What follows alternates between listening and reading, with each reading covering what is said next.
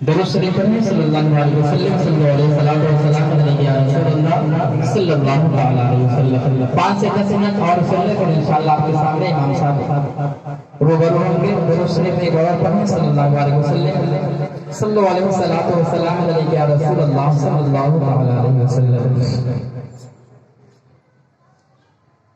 ان کے دامن سے اولیاء کرام کی چوکھٹ سے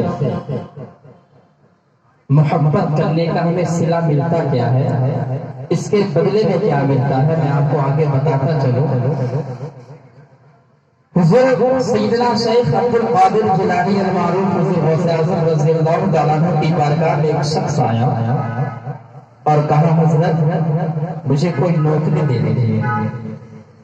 تو حضور غوث اعظم فرماتے ہیں ٹھیک ہے، اس چوکھٹ پہ رہو اور ہر آنے والوں کو تمہارا صرف اتنا کام رہے گا ان کی خدمت کرنا، ان کو وضو کرانا. کیا کرانا؟ صرف وضو کرانا، ان کے ہاتھ پیر کو دھلانا ہے اور کوئی کام نہیں ہے. لنگر 24 گھنٹہ چلتا رہے گا، جب بھوک لگے تب کھا لینا اور ہر آنے والے مہمان کو تمہیں خدمت کرنا ہے، وضو کرانا ہے. انہوں نے کہا ٹھیک ہے. وہ نوجوان حضور سیدنا شیخ عبد القادر جیلانی کی چوکھٹ پر تقریباً 40 سال تک لوگوں کو وضو کراتا رہا. جب 40 سال کا عرصہ گزر گیا تو اس کے بعد 2 کتب آتے ہیں.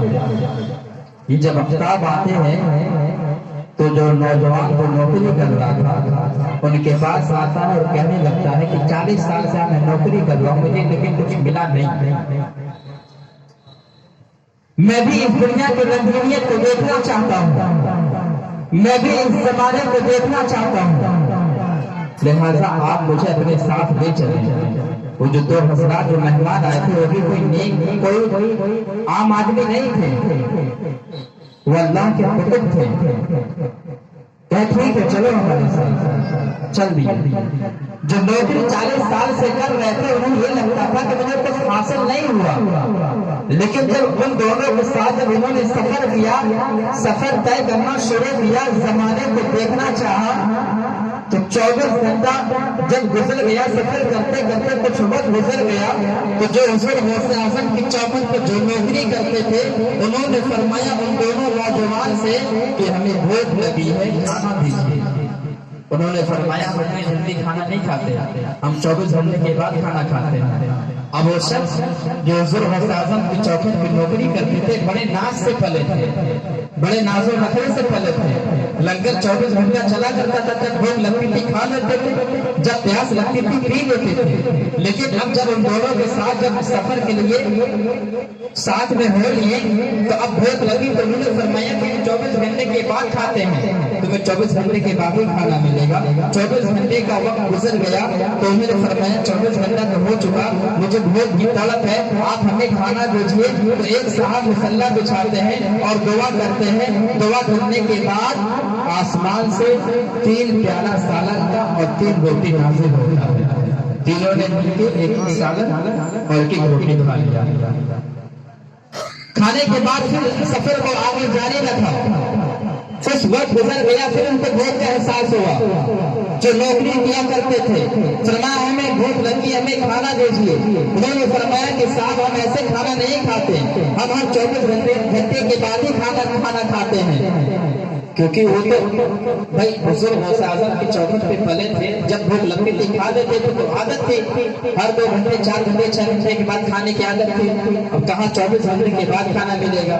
فرمایا نہیں صاحب ابھی ہم کھانا نہیں دے سکتے، ہم پھر اگلے 24 گھنٹے کے بعد ہی کھانے کو کھائیں گے. جب پھر اگلا 24 گھنٹہ گزرتا ہے تو پھر دوسرے صاحب مصلی بچھاتے ہیں، 2 رکعت نماز پڑھتے ہیں اور نماز پڑھنے کے بعد پھر دعا مانگتے ہیں. پھر آسمان سے 3 سالن کا پیالہ اور 3 روٹی نازل ہوتا ہے. سبحان اللہ.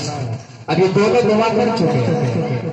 اب تیسرا دن گزر رہا ہے، دھوپ سے پھر بےتاب بے چین، انہوں نے کہا کہ صاحب ہمیں بھوک لگی ہے، کھانا دیجیے۔ اب وہ دونوں صاحب ان سے کہنے لگے کہ جو نوکری کرتے تھے حضور غوث اعظم کی چوکھٹ پر، کہنے لگے صاحب پہلے دن یہ صاحب دعا کیے تھے، دوسرے دن میں دعا کیا، اب تیسرے دن آپ کی باری میں آپ دعا کریں گے۔ وہ کہنے لگے میں تو پڑھا لکھا نہیں، میرے زبان میں وہ تاثیر نہیں، مجھے معلوم نہیں کہ میرے دعائیں قبول ہوگی کہ نہیں ہوگی، میں کیسے دعا کروں؟ میں تو کبھی دعا کیا ہی نہیں، میں کیسے معلوم مانگا سے، میں کیسے کبھی بھوک کو مٹاؤں گا؟ آپ ہی دعا کریں نا۔ تو ان دونوں نے فرمایا کہ اگر کھانا ہے تو دعا کرو، نہیں دعا کرنا ہے تو پھر بھوکے رہو۔ اب جب جان پر بن آئی تو انہوں نے بھی مصلی اٹھایا اور نماز پڑھا۔ نماز پڑھنے کے بعد دعا کرتے ہیں، تو دعا کرنے کے بعد جو پہلے شخص دعا کیے تھے تو 3 سالن کا پیالہ 3 روٹی آئی تھی، دوسرے کتب جو تھے انہوں نے دعا کیا تو 3 سالن 3 روٹی آئی تھی، لیکن جو حضور غوث اعظم کی چوکھٹ پر 40 سال تک 40 سال سے لوگوں کو روزے بناتے رہے، انہوں نے دعا کیا جو دعا کرنا نہیں جانتے تھے وہ کہتے تھے، لیکن جب وہ دعا کرتے ہیں تو 3 سالن کا پیالہ نہیں، 3 روٹی نہیں، بلکہ 6 سالن کا پیالہ نازل ہوتا ہے اور 6 روٹیاں نازل ہوتی ہے۔ لوگوں نے وہ دونوں کتب فرماتے ہیں کہ صاحب ذرا یہ بتائیں، ہم نے دعا کیا کہ صرف 3 سالن کا پیالہ آیا تھا، 3 روٹیاں ہی آئی تھی، آپ نے دعا کیا تو 6 سالن کا پیالہ اور 6 روٹیاں آئی ہیں، آخر آپ دعا مانگے کیسے؟ تو یہ فرمانے لگے ذرا تم یہ بتاؤ کہ تم دعا کیسے کرتے تھے؟ تو جو لوگ کتب تھے وہ کہنے لگے کہ ہم نماز پڑھتے تھے اور نماز کے بعد جب دعا مانگتے تھے تو دعا میں ان کا وسیلہ لگاتے تھے، کہتے تھے کہ اللہ تبارک و تعالیٰ جو تیرے روز کی چوکھٹ پر 40 سال سے وہ لوگوں کو وضو کراتا ہے، ان کا وسیلہ لے رہا ہوں، میرے دعاؤں کو قبول فرما لے۔ تو ان 40 سال جو وضو کراتے رہے ان کی برکت سے، ان کے وسیلے سے ہماری دعائیں قبول ہوتی تھی۔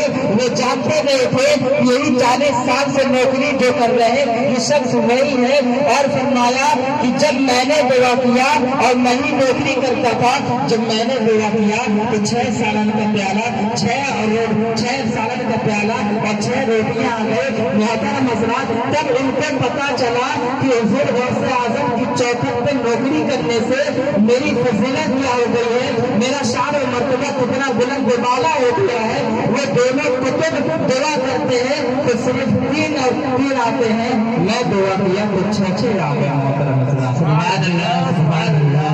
اللہ تبارک و تعالیٰ کے محبوب جتنے بھی نیک بندے ہوتے ہیں ان کی چوکھٹ پر یا ان کی خدمت کرنے سے ہمارا مرتبہ اندر ہی اندر کہاں تک پہنچ جاتا ہے ہمیں پتہ نہیں چلتا ہے۔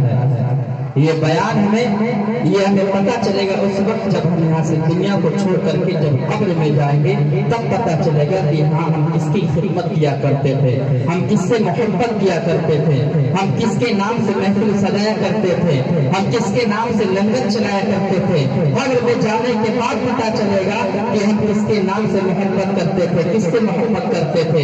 محترم حضرات، اس محفل کا مقصد یہی ہے کہ ہمیں اور آپ کو، ہمارے اور آپ کے دل میں اللہ کا خوف ضرور ہونا چاہیے اور اس کے محبوب سے محبت ضرور ہونا چاہیے، اس کی سنتوں پہ عمل ضرور ہونا چاہیے اور اولیاء کرام سے محبت ضرور ہونا چاہیے، کیونکہ یہی یہ لوگ ہیں جو ہمارے گناہوں کو معاف کرائیں گے، جو ہمیں اپنے دامن سے وابستہ کر کے جہنم سے بچائیں گے۔